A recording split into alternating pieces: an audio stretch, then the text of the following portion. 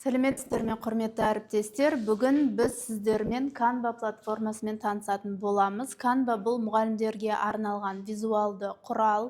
Яғни білім беру процесінде визуалды материалдарды, презентацияларды, инфографикалардың сапасы оқушылардың қызығушылығын арттырады. Осы тұрғыда бізге Canva платформасы қолжетімді және көп функциялы платформалардың бірі болып табылады. Canvaға кіру үшін кез келген браузерден іздеу жолағына Canva деп жазасыздар. Өздеріңіздің Google аккаунтпен тіркелесіздер. Міне Canvaның осындай беті ашылады. Бұл жерде көптеген функциялар бар жасау. Презентация жасауға болады, шақыру жасауға болады, сайттар, видеолар жасауға мүмкіндіктері бар. Шаблоны деген бөлімге өтеміз. Қараңыздар, міне презентация, публикация өздеріңіздің жеке өмірлеріңізде Инстаграмға публикация жасау үшін де қолдансаңыздар болады.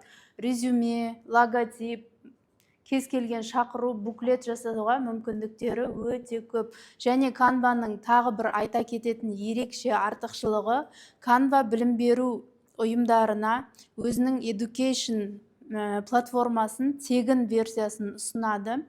Яғни тегін версиясында Canva платформасы бізге кез келген премиум шаблондарды қолдануға мүмкіндік береді. Тегін версиясын алу үшін өзіңіздің аккаунтпен тіркелген кезде тарифные планы и цены деген бар. Сол жерге кіреміз. Осы жерде Canva для образования деп тұрады. Яғни сол бөлімге өтеміз. Преподаватели деп получить подтверждение деп басасыз. Яғни сол жерге өзіңіздің жұмыс орныңыздан, яғни мектептен справканы тіркейсіз және мектептің почтасын көрсетесіз. Бір аптаның ішінде сол почтаға сізге жауабы келетін болады. Енді шаблоны бөліміне өтеміз.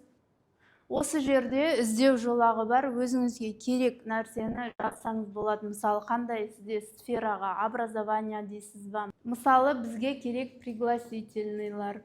Кез келген өзіңіздің ата-аналар жиналысына болсын, кез келген шаблонды таңдау арқылы өзгертіп, өзіңізге шақыру билетін жасауға мүмкіндігі бар. Ал қараңыздар, осы сізге шаблон ұнаса, шаблонның үстіне басасыз. Осы жерде изменить шаблон деген батырма болады. Сол арқылы кіреміз.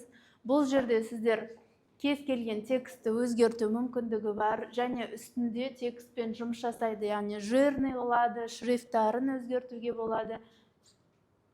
Жазамыз, мысалы, ата-аналар жиналысына шақыру. Және де кез келген өзіңізге мысалына сурет ұнамайтын болса, загрузки деген бөлім арқылы кез келген фотоны жүктеп қоссаңызда мүмкіндік бар.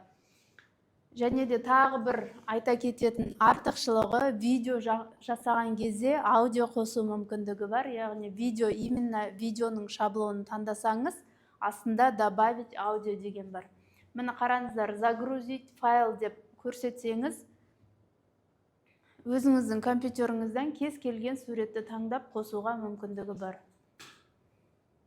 Және де енді біз мысал жасап болдық. Енді поделиться деген жоғар жағында бөлім бар. Сол жер арқылы өзіңізге жүктеп алсаңыз болады.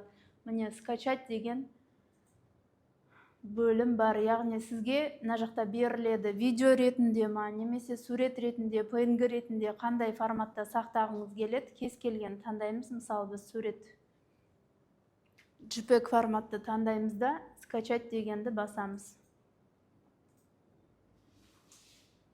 Canva платформасын қолдану мұғалімдердің креативті ойлау қабілеттерін арттырады, материалдарды визуалды түрде ұсынуға мүмкіндік береді және цифрлық сауаттылықты арттырады. Өздеріңіздің сабақтарыңызда қолданып көрсеңіздер болады.